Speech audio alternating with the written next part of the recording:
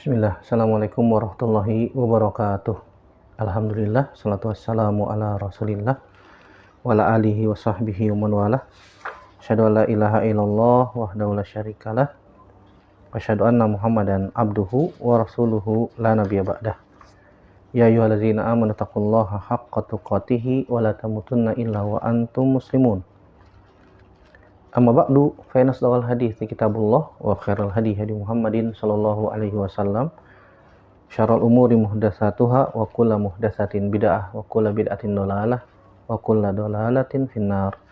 Ayyuhal ikhwah janallahu alaikum ajmain. Alhamdulillah, segala puji hanya milik Allah Subhanahu wa taala yang masih memberikan kepada kita nikmat yang sangat banyak, nikmat yang tidak terhitung jumlahnya, sehingga Allah Subhanahu wa taala masih mudahkan kita kembali untuk bertemu, bersua, bertatap muka melalui media yang ini merupakan nikmat yang Allah Subhanahu wa taala berikan pada kita sampai hari ini, dan wajib kita bersyukur atas nikmat tersebut. Salat dan salam senantiasa tercurahkan kepada Nabi kita Muhammad sallallahu alaihi wasallam, kepada keluarga, sahabat, dan tidak lupa juga kepada kita sebagai umatnya sampai kiamat kelak. Tapi pada kesempatan kali ini kita akan melanjutkan pembahasan kita dari Ad-Durus Al-Yaumiyah, pelajaran yang ke-306, yaitu Al-Hathu alal akli an amali yadihi, anjuran untuk makan dari hasil usaha sendiri. Ingat saudaraku rahimanillah wa yakum ajmain, Islam itu sangat menganjurkan kepada pemeluknya, dan Allah Subhanahu wa taala juga menganjurkan kepada hambanya yang muslim untuk menjaga kehormatan dirinya, untuk menjaga iffah, ya, izzah, ya. Bahwasanya Islam itu mulia, Islam itu mulia. Begitu juga hambanya juga mulia. Maka Islam sangat menganjurkan untuk mencari makan dari hasil usaha sendiri, kerja. Ya, apa saja kerjaannya, yang penting halal. Dan Islam sangat membenci, sangat tidak menganjurkan untuk minta-minta. Ya, dilarang dalam Islam menjadikan minta-minta sebagai apa? Profesi, ya, sebagai profesi. Dan Allah Subhanahu wa taala sudah jelaskan dalam Al-Qur'an, dalam surat Al-Jumu'ah di ayat yang ke-10, Allah Subhanahu wa taala berfirman, "Fa idza qudiyatis salatu fantashiru fil ardi wabtagu min fadlillah. Wazkurullaha katsiran la'allakum tuflihun." Allah Subhanahu wa taala berfirman, jika sudah selesai melaksanakan sholat Jumat, fantashiru fil ardi, maka menyebarlah di muka bumi, wabtagu, dan cari dari karunia yang Allah Subhanahu wa taala telah berikan. Ya, Allah Subhanahu wa taala sudah memberikan karunia di muka bumi, tinggal cari aja, kumpulin dengan cara apa? Bekerja, dengan cara bekerja. Jangan minta-minta, bahkan menjadikan minta-minta dijadikan profesi. Ya. Ini tidak dianjurkan, bahkan dilarang dalam agama Islam, dan hadisnya sudah kita baca pada pertemuan yang lalu. Ya. Begitu juga Allah Subhanahu wa taala mengabarkan dalam surat ini, dalam surat Al-Jumu'ah ayat 10, bahwasanya setelah selesai sholat Jumat, Allah Subhanahu wa taala mengizinkan untuk hambanya untuk menyebar, ya, di muka bumi untuk mencari karunia Allah dari yang halal. Ingat bahwasanya cari yang halal dan cari yang thayyib, cari yang thayyib yang kita makan, yang kita berikan untuk keluarga kita dan istri kita serta anak-anak kita. Jangan masukkan ke dalam perut kita dari sesuatu yang haram, yang Nabi SAW sebutkan, ittaqullah ya ibadallah, ittaqullah, wahai hamba Allah Subhanahu wa taala, bertakwalah kepada Allah Subhanahu wa taala. Iya. Cari yang halal dan jauhkan yang haram, kata Nabi sallallahu alaihi wasallam. Cari yang halal dan jauhkan yang haram. Nabi SAW memerintahkan kita untuk senantiasa bertakwa, takut kepada Allah Subhanahu wa taala. Ya. Untuk jangan terburu-buru menganggap bahwasanya Allah Subhanahu wa taala membatasi rizki kita, Allah Subhanahu wa taala ya tidak memberikan rizki kepada kita yang banyak. Jangan suudzon kepada Allah Subhanahu wa taala. Jangan terburu-buru, ya. Nabi Shallallahu alaihi wasallam mengatakan khuzu ma ahalla wa zaru ma haruma. Ambil yang halal dan jauhkan yang haram. Oleh karena itu, Islam di sini kita akan bahas dari beberapa hadis Nabi Shallallahu alaihi wasallam bahwasanya Islam itu sangat menganjurkan untuk makan dari hasil usaha kita sendiri, hasil yang halal, yang thayyib.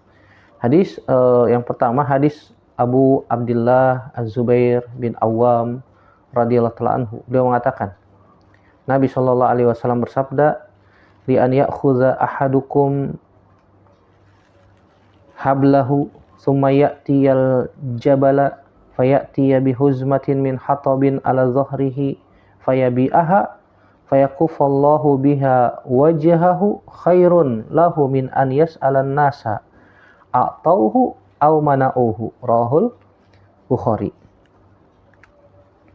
Kata Nabi Shallallahu alaihi wasallam, seseorang mengambil talinya, kemudian dia pergi ke gunung, dia pergi ke hutan. Ngapain? Fayatiya bihuzmatin minal hatab. Dia ngumpulin ranting-ranting kering, ya. Kemudian diikat dengan tali yang dia bawa, kemudian dia ala dhahrihi, kemudian diletakkan di punggungnya, kemudian dibawa ke pasar, fayabi'aha, kemudian dia jual, dapat duit. Ya, dapat duit. Fayakufallahu biha wajhahu. Sehingga Allah Subhanahu wa taala mencukupi dia untuk makan. Sehingga dia dapat duit, kemudian dia bisa membeli makanan yang dia butuhkan untuk dia dan keluarganya, beli roti, beli susu, beli daging, ya. Itu lebih baik kata Nabi SAW daripada dia minta-minta.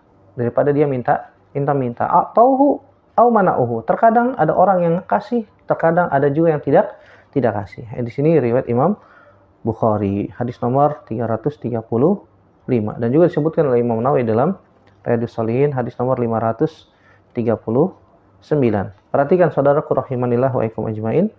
Nabi Shallallahu alaihi wasallam mengatakan, seseorang pergi ke gunung, pergi ke hutan, ngumpulin ranting-ranting kering, kemudian diikat, dibawa, dipanggul di punggungnya, kemudian dia jual di pasar, kemudian dia dapat duit, sehingga Allah Subhanahu wa taala cukupkan dia untuk keluarganya, untuk beli makan, untuk beli roti, untuk beli makanan yang dia bisa nafkahi keluarganya. Itu lebih baik daripada dia minta-minta. Zaman sekarang kan begitu, subhanallah.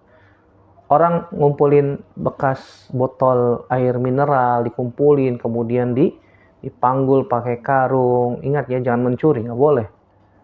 Kadang-kadang ya ada orang berkedok pemulung, ya, cari barang-barang bekas di pagi buta sebelum subuh, terkadang masuk ke rumah orang, ke halaman, ambil barang-barang yang sebenarnya itu bukan milik dia, masukin ke karung. Hati-hati.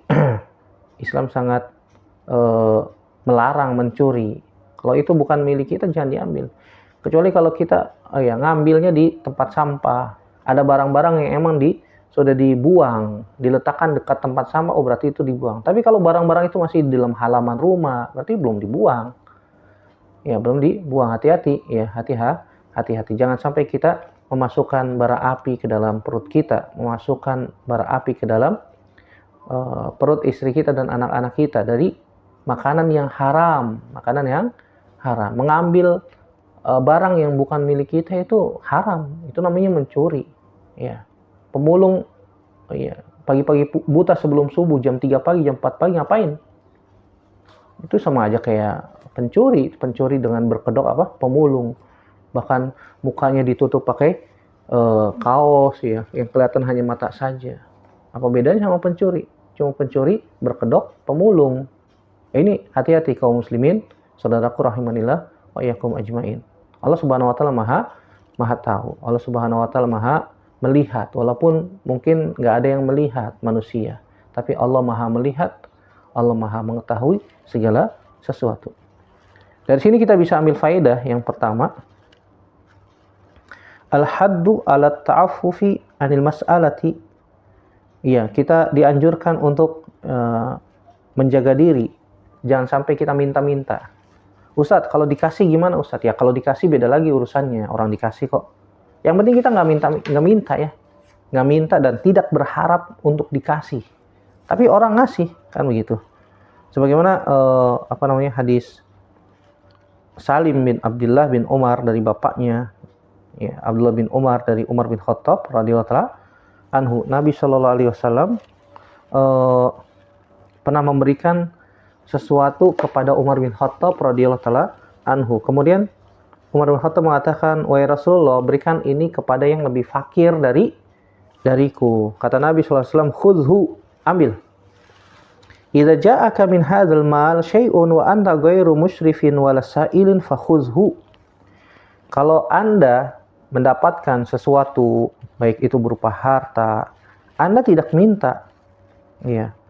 Anda tidak minta dan tidak berharapkan sesuatu kepada orang, maka ambil. Orang dikasih kok. Ya, sebagai apa? Hadiah. Fakhudhu, ya. Fatamawwalhu, ya, kata Nabi Shallallahu alaihi wasallam, ambillah harta tersebut. Ya, ambil harta tersebut. Fa in syi'ta kulhu wa in syi'ta tasaddaq bihi wa ma la fala tutbi'hu nafsaka. Kalau Anda mau, ya, silakan ambil. Gunakan uang itu untuk makan, untuk menafkahi keluarga. Dan kalau Anda mau, Anda bisa bersedekah dengan harta tersebut, ya.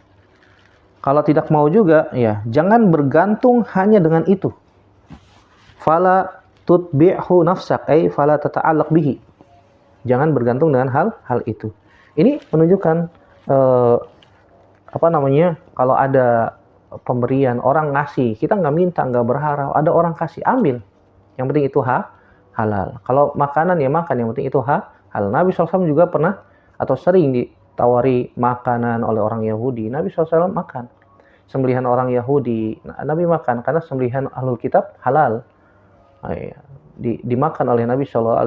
Dan Nabi SAW juga menerima pemberian para sahabat sebagai hadiah, bukan sedekah ya, sebagai hadiah. Nabi terima sebagai hadiah.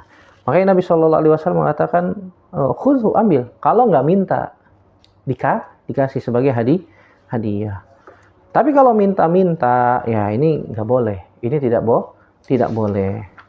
Oleh karena itu Islam sangat menganjurkan kita makan dari hasil usaha kita. Dari hadis Abdullah bin Zubair bin Awam juga kita bisa ambil faidah. Dianjurkan untuk bekerja, ya, al-hasu alal amal. Dianjurkan untuk bekerja untuk mendapatkan rizki. Ingat, rizki Allah Subhanahu wa taala, Allah Subhanahu wa taala berikan kepada kita berupa wasilah-wasilah, berupa ada perantara-perantara. Rizki Allah tersebar di muka bumi, tinggal kita mau kumpulin atau tidak. Ya, kalau ada tawaran, ya apa saja yang penting halal, ambil. Kalau kita mampu, ambil. Jangan gengsi. Kadang-kadang orang gengsi, aduh kerja kuli, aduh saya biasanya kerja di kantor, belakang laptop, masa suruh manggul ini, suruh manggul itu, ya. Kadang-kadang orang gengsi. Sehingga apa yang terjadi? Nganggur, mudorot, dia menzalimi istri dan anak-anaknya. Apa saja yang dia bisa kerjakan, dia mampu, ada tawaran, ambil. Bisa jadi itu sebagai perantara kita mendapatkan rizki yang lain. Ya. Kadang-kadang orang mengedepankan ego, gengsi dan seterusnya, ya. Dari sini kita juga bisa ambil faidah yang bagi ijhadun nafsi fi tahsil rizqil halal. Ya, hendaknya kita berusaha bersungguh-sungguh dalam mencari rizki yang halal. Ya, jangan sampai kita mengatakan yang cari yang haram aja susah Ustaz, apalagi yang halal, nggak boleh. Yang halal banyak. Yang halal banyak tersebar di muka bumi. Ya. Kadang-kadang faktor malas aja tuh orang mengatakan demikian. Maka tidak layak seorang muslim mengatakan cari yang haram aja susah Ustaz, apalagi yang halal. Subhanallah. Yang halal itu lebih banyak daripada yang haram. Yang halal itu lebih banyak. Dan Allah Subhanahu wa taala ya tidak menurunkan hujan berupa emas. Ingat, rizki itu dicari. Jangan sampai jadi alasan, oh tawakal aja Ustaz. Kan kalau sudah tawakal ya pasti datang tuh rizki. Nggak bisa begitu. Ingat bahwasanya tawakal itu bisa terrealisasi dengan adanya asbab, dengan mencari sebab.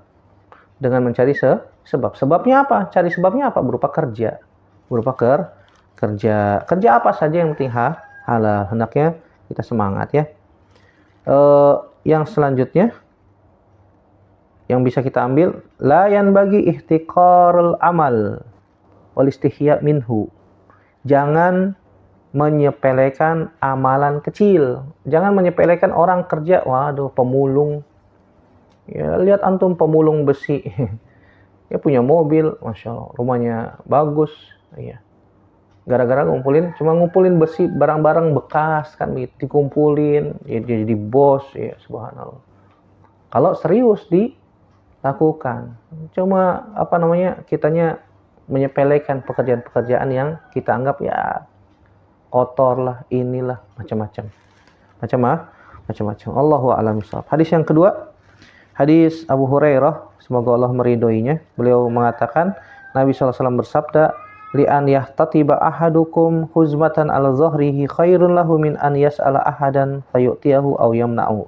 Ini hampir sama dengan hadis Abdullah bin Zubair, Abu Abdullah Zubair bin Awam radhiyallahu taala anhu.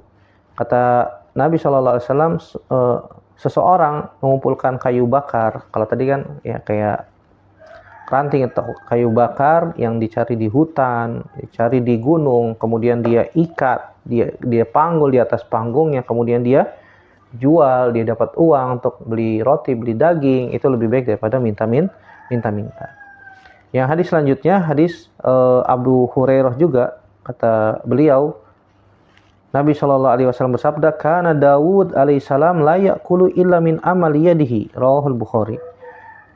Dulu Nabi Daud alaihissalam tidak makan kecuali berasal dari usaha atau kerja dengan tangannya atau usaha sendiri. Hadis ini riwayat Imam Bukhari. Begitu juga hadis Abu Hurairah yang lain yang menyebutkan, kana Zakaria najjaron. Nabi Zakaria adalah seorang najjar, ya najjar ya tukang kayu atau tukang pahat dan seterusnya. Ini lihat para nabi aja mereka bekerja ya, bekerja. Nabi Daud alaihissalam bekerja. Sebagaimana hadis Mikdam bin Ma'di Karib dari Nabi SAW juga bersabda, ma'akala ahadun ta'aman khairan min an ya'kula min amaliyadihi.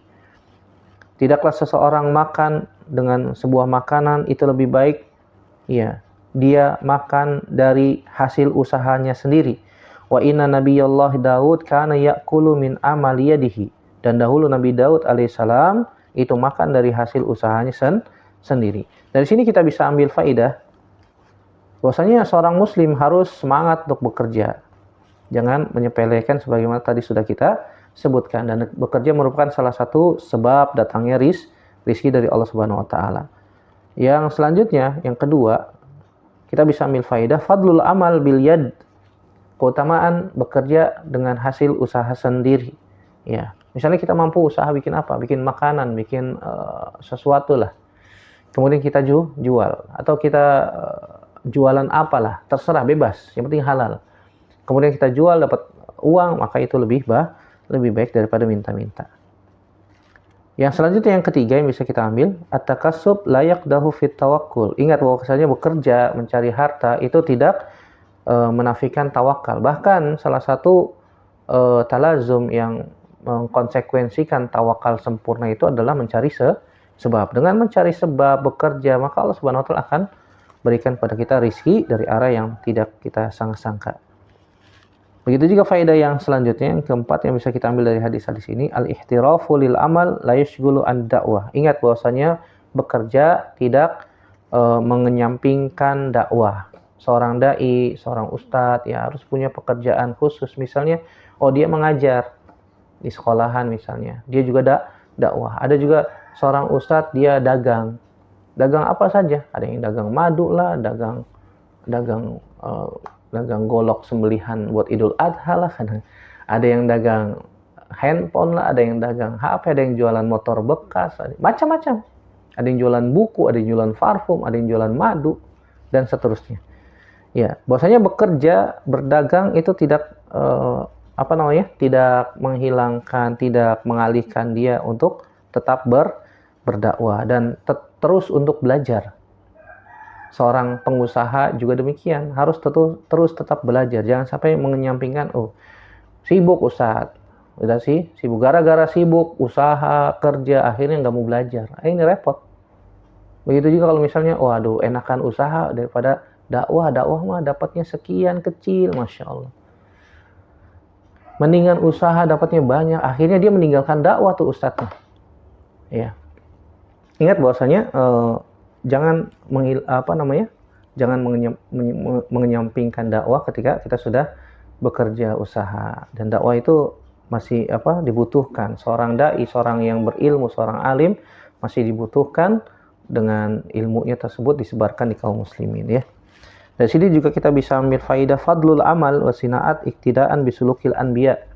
Keutamaan bekerja dengan mengikuti bagaimana akhlaknya para nabi. Lihat Nabi Daud bekerja, Nabi Zakaria juga bekerja, dan Nabi Muhammad SAW juga dagang. Di usia yang muda Nabi SAW juga mengembala kambing. Ya, bahkan di usia sebelum umur 25 tahun Nabi sudah menguasai pasar Mekah. Sampai ekspansi ke Syam, dagang juga, dan seterusnya. Barang-barang yang dititipkan oleh orang Mekah kepada beliau Sallallahu Alaihi Wasallam, sehingga beliau menjadi orang yang kaya. Ya, masih muda udah kaya. Ini menunjukkan Nabi ketika menikah dengan Khadijah sudah menjadi saudagar ya, sudah menjadi orang kaya. Bahkan bisa menikahi Khadijah dengan mahar yang luar biasa, kan begitu. Ini menunjukkan bantahan untuk orang-orang yang mengatakan, Nabi Muhammad SAW menikahi Khadijah untuk supaya numpang hidup. Subhanallah. Ini tuduhan keji terhadap Nabi kita Muhammad SAW. Padahal tidak demikian. Nabi SAW memberikan mahar menikah dari hasil usaha kerja Nabi yang dikumpulkan. Nabi mengumpulkan, kemudian untuk modal nikah. Demikian yang bisa kita sampaikan. Semoga yang sedikit ini bermanfaat untuk saya pribadi dan semua yang mendengarkan. Semoga Allah Subhanahu Wa Taala memudahkan rizki kita semua dari dari harta yang halal yang kita berikan kita nafkahkan kepada istri dan anak-anak. Semoga Allah Subhanahu Wa Taala memudahkan usaha kita semua, usaha kaum muslimin, sehingga mereka menjadi orang-orang yang kaya, yang dermawan, dibelanjakan hartanya di jalan Allah Subhanahu Wa Taala, diberikan istiqomah di atas Islam, di atas iman, di atas sunnah Nabi SAW sampai akhir hayat. Dan semoga Allah Subhanahu Wa Taala juga memasukkan kita semua ke dalam surganya. Amin ya rabbal alamin. Demikian, semoga bermanfaat. Aku qouli hadza astaghfirullah li wa lakum. Subhanaka Allahumma bihamdik, asyhadu an la ilaha illa anta astaghfiruka wa atubu ilaik. Assalamualaikum warahmatullahi wabarakatuh.